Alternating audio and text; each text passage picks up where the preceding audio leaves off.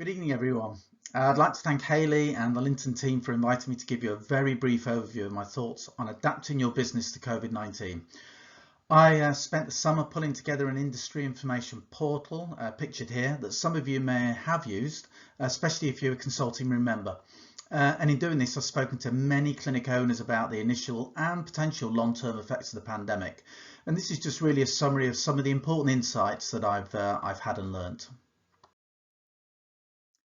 So in the next 20 minutes or so, I thought it'd be useful just to review the state of the cosmetic surgery and non-surgical market sectors pre-COVID, and then really look at some of the challenges that we're all going to face over the next year or so. I also wanted to review some of the positive impacts associated, particularly with lockdown and some of the learnings from that were highlighted to me by a number of clinic owners. And then I want to just briefly look at some aspects of marketing and customer experience that I think are going to be particularly important, especially as we enter a recessionary period. So I got into the industry in 1994 with the launch of Botox. And of course, back then, the industry was predominantly led by plastic surgeons who were involved in cosmetic surgery treatments, dermatologists who were using some of the early lasers and obviously cosmeceuticals and prescription medicines, and some pioneering nurses who were involved with the early collagen filler treatments.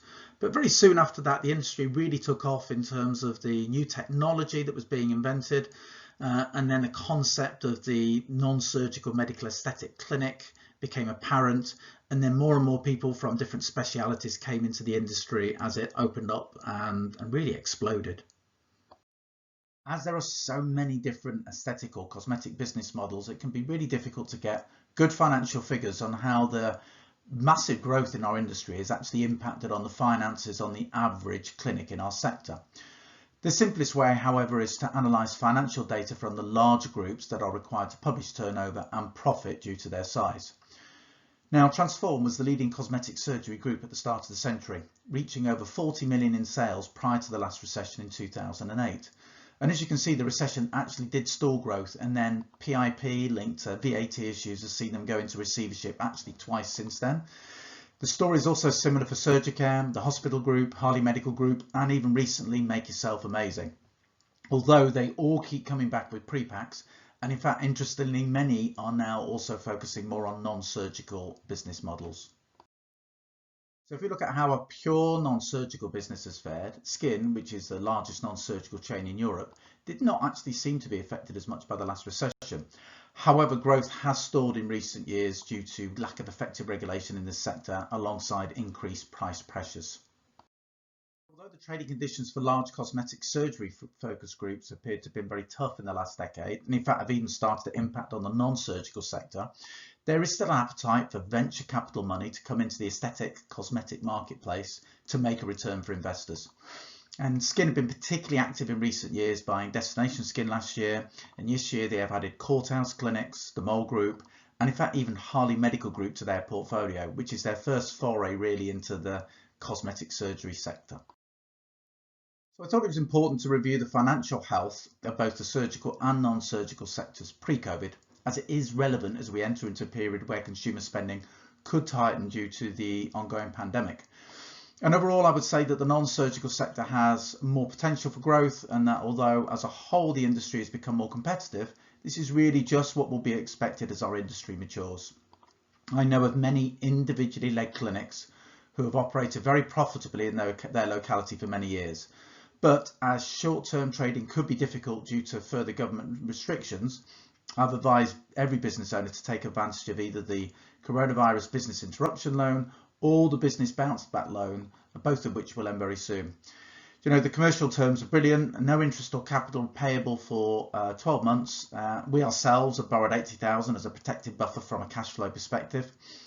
As we know, if we need access to cash quickly once these loans disappear, it's going to be a lot more difficult to borrow money, especially without some form of personal guarantee. Every year, in good times and bad, businesses fail, but in recession, those that are currently weakest will be most vulnerable, especially those with low margins, high debt, and where they have to continuously spend money on marketing to find new customers. So lockdown gave most of us an opportunity to reflect and actually look really hard at our lives and business models and what we really wanted. And in fact, I spoke to a few consulting room members who've been in the industry for many years, who decided to sell their clinic and retire. However, I think for most of us, it was really a time to delve into the financials in our business and look hard at our strategies and particularly our marketing. And you know, there was ample opportunity for free business and marketing information provided by a variety of consultants and established suppliers, including some great content, of course, provided by Lynton. In addition, some people took advantage of free online supplier training, such as that offered by Novo Nordisk for liraglutide, and launched new services during lockdown. It was also really interesting to see a number of practitioners get involved with online education of existing and potential customers via live Facebook and Instagram. Normally they're too busy to engage in these channels, or maybe they felt uncomfortable, but those who tried it showed what a powerful tool it was to rapidly increase social media engagement, create new inquiries for online consultations, and for those that offer skincare to open up a new sales channel during lockdown, shipping skincare all over the country and in fact even abroad. Personally, I think that practitioners who actually perform treatments are far better than the so-called vloggers or influencers who claim to have knowledge about our industry. And you know what? I really hope that those that have engaged will continue to do this as part of their marketing strategy. In addition, even those that were not comfortable with online education engaged with online consultations in a way that just really would never happen without the pandemic. And in fact, I spoke to one practitioner who owns 3 non-surgical clinics and has been in the industry for 20 years who, you know what, as a result of insights from engaging directly with her customers during lockdown, it's significantly reducing her clinical time and taking on the bulk of the initial consultations, as she found that this was having a dramatic effect on conversion rates. So in reviewing strategies for your business, especially during a recessionary period, I'm a big fan of focusing on simple, repeat, non-surgical business models. And our focus when we ran an aesthetic clinic was very much on women aged between 35 and 55 with an average spend of around £2,000 per year on keeping their skin and facial features looking great.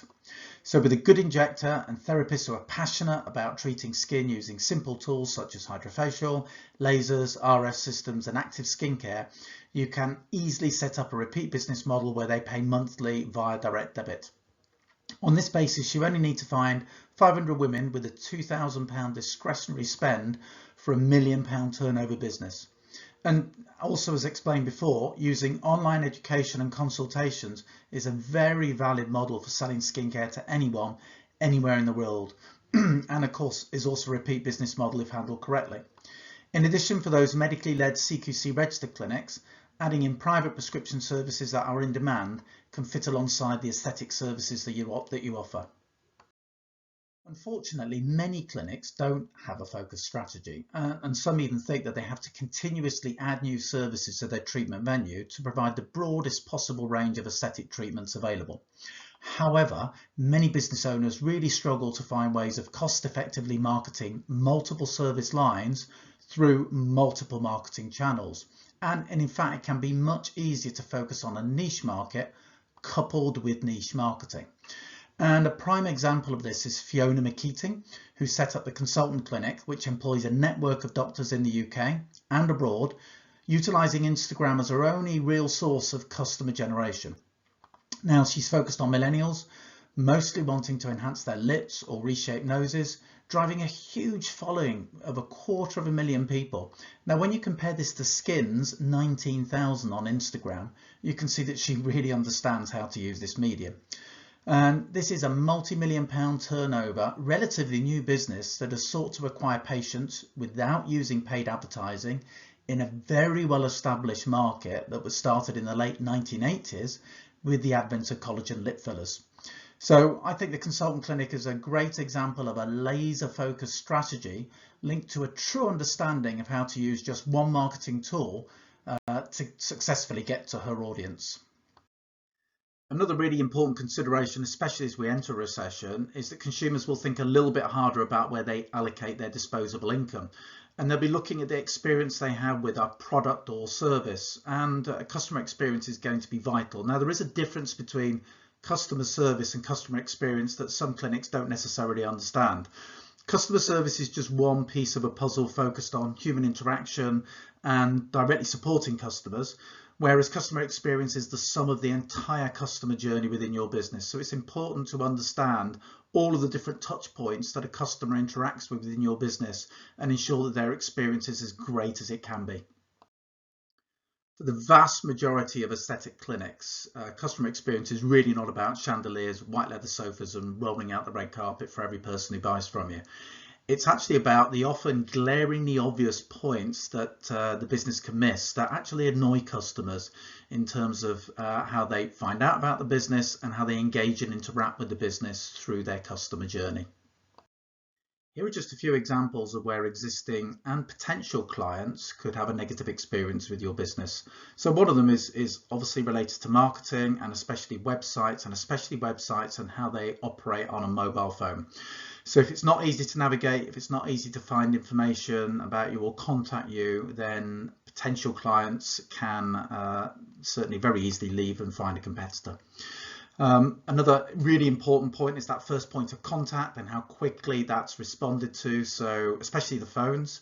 And if you don't have a professional phone answering service that clicks over when your phones are busy with normal customer inquiries and appointments, you can definitely lose customers there if you just put them through to an answer phone.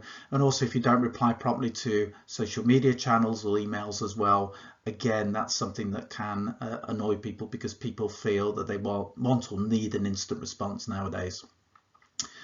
Another area where I think some clinics fall down is that they don't effectively train their receptionists and therapists in communication skills. So this means that they don't effectively find out the needs and motivations of people and why they want the services that are offered in your business, and or that they overpromise and underdeliver when they communicate the benefits that somebody could get from certain treatments and services within your business, and that can leave people with certainly a poor experience.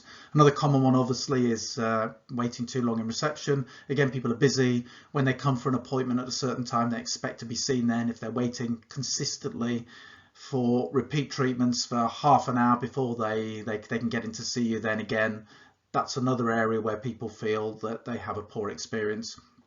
And again, another common area, and this obviously usually falls under the kind of the customer services section of a business, is really dealing with consumer complaints and also complications as well. And again, if they're not dealt with effectively and properly, that's where people will have a poor experience of your business and effectively probably not come back.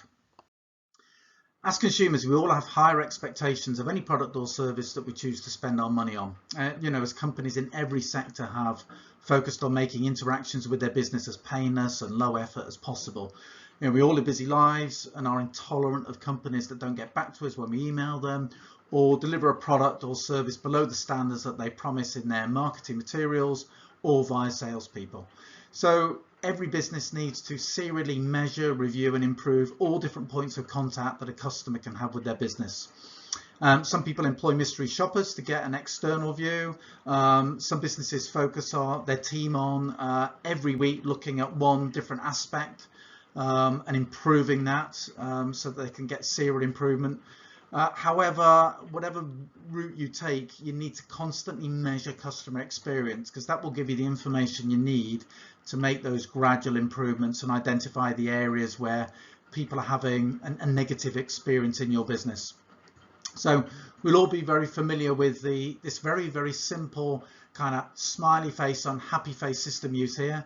It's based on something called the Net Promoter Score, which is actually a deceptively powerful way of measuring customer experience.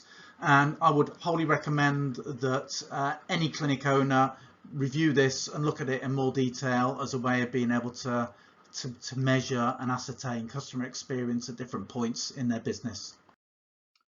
Many clinic owners or practitioners only ask for positive feedback to generate testimonials for their business at the end of treatment, dealing with any negative issues that are raised only by direct consumer complaints. And the Net Promoter Score system, used properly, gives you a better understanding of the patient journey and the different touch points that people have in your business. Encourage them to use this by making it visible on social media, in newsletters, e-newsletters, apps, and particularly in reception after every visit will help you to gather much more information that you can act upon. This information can then be summarised on a simple monthly basis and is categorised as promoters, passives and detractors. The people who give you 9s and 10s are generally the ones who will speak positively about their experience to family and friends, and possibly referring new people to your business as a result. Here are some examples from a business that I was involved in running with people who scored 10s with supporting reasons why. These are generally the people whose expectations were genuinely exceeded and who will provide glowing testimonies for your business. They also provide a way of being able to praise individual team members. People who scored 7 or 8 are known as passives. And in general, they kind of got what they expected from your business. And although they're happy, they tend to write much shorter comments concerning the reason for their score. And they will also not generally be active referrers. So anyone scoring a 6 or less needs to be actively followed up, as it can reveal aspects of your business that you really need to improve.